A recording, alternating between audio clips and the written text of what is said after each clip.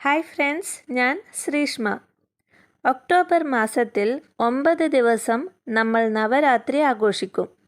നവരാത്രിയിൽ 9 ദിവസം ദുർഗാദേവിയുടെ 9 അവതാരങ്ങളെയാണ് ആരാധിക്കുന്നത്. ആ 9 അവതാരങ്ങളെക്കുറിച്ചുള്ള കഥകളാണ് ഇനി വരുന്ന 9 ദിവസങ്ങളിലായി ഞാൻ പറയാൻ പോകുന്നത്. അതിൽ 1-ാം ദിവസത്തെ അവതാര കഥയെക്കുറിച്ചാണ് ഇന്നത്തെ കഥ. അപ്പോൾ നവരാത്രിയുടെ ആദ്യ ദിവസത്തിൽ ദുർഗാദേവിയെ ശൈലപുത്രിയുടെ രൂപത്തിലാണ് പൂജിക്കുന്നത്. ദുർഗാദേവിയെ ശൈലപുത്രിയായി ആരാധിക്കുന്നതിനു പിന്നിലുള്ള കഥയിലോട്ട് പോകുന്നതിനു മുന്നേ നമ്മുടെ ഈ ചാനൽ സബ്സ്ക്രൈബ് ആൻഡ് ഷെയർ ചെയ്യൂ. പിന്നെ ലൈക്ക് ചെയ്യൂ, ബെൽ ഐക്കോൺ പ്രസ് ചെയ്യൂ. പണ്ട് ദക്ഷൻ എന്നൊരു രാജാവുണ്ടായിരുന്നു. ഭഗവാൻ ബ്രഹ്മാവിൻ്റെ മകനായിരുന്നു ദക്ഷൻ. ദക്ഷന് സതി എന്നൊരു മകളുണ്ടായിരുന്നു. എല്ലാവരെയും പോലെ ദക്ഷനും തൻ്റെ മകളെ ശൂരവീരനായ ഒരു രാജാവിനെ കൊണ്ട് കല്യാണം കഴിപ്പിക്കണമെന്നായിരുന്നു ആഗ്രഹം. പക്ഷേ സതീദേവിക്ക് അങ്ങനെ ഒരു രാജാവിനെയും കല്യാണം കഴിക്കാൻ ഇഷ്ടമല്ലായിരുന്നു. പകരം ഭഗവാൻ ശിവനെ കല്യാണം കഴിക്കാനായിരുന്നു സതിയുടെ ആഗ്രഹം. ശിവനാണെങ്കിൽ എപ്പോഴും തപസ്സു ചെയ്തുകൊണ്ടിരിക്കുന്ന കൈലാസ പർവ്വതത്തിൽ മഞ്ഞുമലയിൽ വസിക്കുന്ന ഒരാളും. അങ്ങനെ മകളുടെ മനസ്സിലെ ആഗ്രഹം തിരിച്ചറിഞ്ഞ ദക്ഷന് വളരെ ദേഷ്യം വന്നു.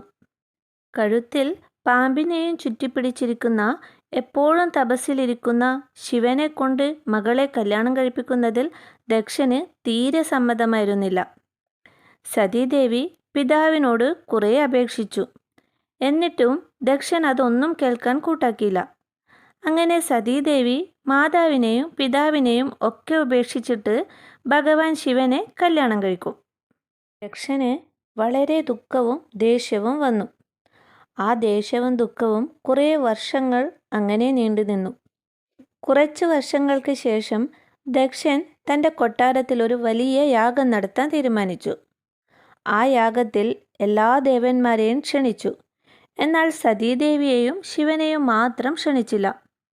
എന്നാലും സതീദേവി തൻ്റെ സ്വന്തം പിതാവിൻ്റെ കൊട്ടാരത്തിൽ ക്ഷണിക്കാതെ തന്നെ യാഗത്തിന് പങ്കെടുക്കാൻ പോയി. ആ സമയത്ത് തൻ്റെ മകളോടും ശിവനോടുമുള്ള ദേഷ്യത്തിൽ ദക്ഷൻ ആ യാഗസമയത്ത് എല്ലാവരുടെയും മുന്നിൽ വെച്ച് സതീദേവിയെയും ശിവനെയും അപമാനിക്കും. ഇത് സഹിക്കാൻ പറ്റാതെ സതീദേവി അവിടെയുള്ള ഹോമകുണ്ഡത്തിലേക്ക് ചാടും. ഇതറിഞ്ഞ ശിവഭഗവാൻ വളരെ ദേഷ്യത്തോടെ യാഗസ്ഥലത്തേക്ക് വരികയും ഹോമകുണ്ഡത്തിലേക്ക് ചാടിയ സതിയുടെ ശരീരം എടുത്തുകൊണ്ട് ലോകം മുഴുവനും അലയാൻ തുടങ്ങിയത്രേ. സതിയെ നഷ്ടപ്പെട്ടതിൻ്റെ ദുഃഖവും ഒറ്റപ്പെടലും കാരണം ശിവൻ കഠിനമായ തപസ് ചെയ്യാൻ തുടങ്ങി. ആ സമയത്ത് താരകാസുരൻ എന്ന രാക്ഷസൻ ഭൂമിയിലും സ്വർഗത്തിലുമൊക്കെ വളരെ ക്രൂരകൃത്യങ്ങളൊക്കെ ചെയ്തുകൊണ്ടേയിരുന്നു. അതുകൂടാതെ ബ്രഹ്മാവിനെ തപസ്സു ചെയ്ത് ബ്രഹ്മാവിനോട് ശിവനിലുണ്ടാകുന്ന കുഞ്ഞ് മാത്രമേ എന്നെ വധിക്കാൻ പാടുള്ളൂ എന്ന വരവും വാങ്ങും. കാരണം ശിവൻ ഇനി സതിക്കു ശേഷം വേറെ വിവാഹം കഴിക്കില്ല, ശിവൻ ഒരു കുഞ്ഞ് ജനിക്കുകയുമില്ല എന്ന വിശ്വാസമായിരുന്നു താരകാസുരന്. അങ്ങനെ താരകാസുരൻ്റെ അക്രമങ്ങൾ കൂടിക്കൊണ്ടേയിരുന്നു. ദേവന്മാരൊക്കെ വളരെ വിഷമത്തിലുമായി. ഇതിന് ഒരു പരിഹാരം എങ്ങനെ കാണും? സതീദേവി പിന്നെ ഒരു ജന്മമെടുക്കണം, അല്ലാതെ വേറെ വഴിയില്ല. അങ്ങനെ ദേവീദേവന്മാരൊക്കെ ദുർഗാദേവിയെ പൂജിക്കാൻ തുടങ്ങി. കാരണം സതി പുനർജനിച്ച് ശിവനെ തപസ്സിൽ നിന്നും ഉണർത്താൻ വേണ്ടി.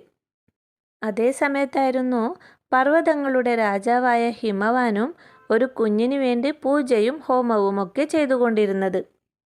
അങ്ങനെ ദേവീദേവന്മാരുടെയും പർവ്വതരാജാവിൻ്റെയും പൂജയ്ക്ക് ഫലമായി ഒരു പെൺകുഞ്ഞ് പർവ്വതരാജാവിൻ്റെ മകളായി ജനിച്ചു. പർവ്വതങ്ങളുടെ ഇടയിൽ ജനിച്ചതുകൊണ്ട് പാർവതി എന്നും ആ കുഞ്ഞിന് പേര് വിളിച്ചു. പർവ്വതത്തിന് ശൈലം എന്നുകൂടി പറയും. അതുകൊണ്ട് ശൈലപുത്രി എന്നുകൂടി പാർവതിക്ക് പേര് വന്നു. ഈ ശൈലപുത്രിയെയാണ് നവരാത്രിയുടെ ആദ്യ ദിവസങ്ങളിൽ പൂജിക്കുന്നത്. ശൈലപുത്രിയെ ശക്തിയുടെയും സാഹസത്തിൻ്റെയും സ്വരൂപമായി കാണപ്പെടുന്നു. നവരാത്രിയുടെ ആദ്യ ദിവസമായ ശൈലപുത്രിയുടെ കഥ നിങ്ങൾക്കെല്ലാവർക്കും മനസ്സിലായെന്ന് കരുതുന്നു.